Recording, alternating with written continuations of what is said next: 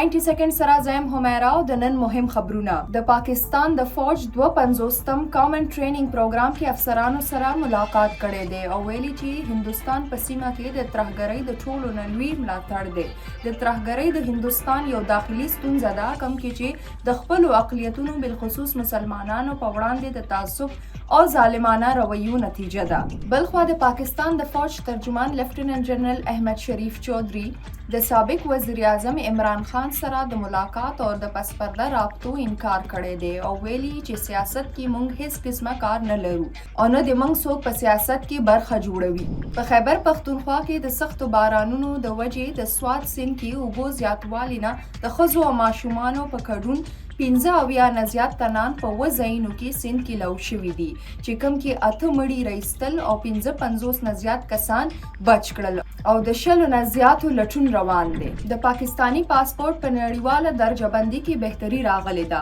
اوس په پاکستانیان د دنیا 32 ملکونو کې بغیر د ویزې سفر کولی شي یا دغه ملکونو ته رسیدو باندې ویزې اخیستلی شي د وفاقي بجټ د منځورۍ او ایران اسرائیل ترمنځ جنگ بندۍ له وجې سرمایه‌کارانو باور بیرته بحال شوی دی چې کوم له وجې پاکستان سټاک مارکیټ آغاز کې تیزوالی شوی چې تر مخه په انډیکس کې 1400 پوینټ اضافه ریکارډ شوی ده د ګیلپ پاکستان حالیه سروې حیرانکونکې نتیجه په ډاګه کړې ده د سروې له مخه ویلي چې بنگلادیش د پاکستان د هندوستان په ځای خپل نږدې او مخلص ملګری ګڼي د مذهبي چارو وزارت د حج کال 2018 عازمینو لپاره د رجسټریشن باقاعده توګه آغاز کړی دی کوم چې 9 جولای پورې به جاری وي دا د تر دې دمه مهم خبرونه نورو خبرونو او معلوماتو لپاره سونو پښتونخوا سره اوسئ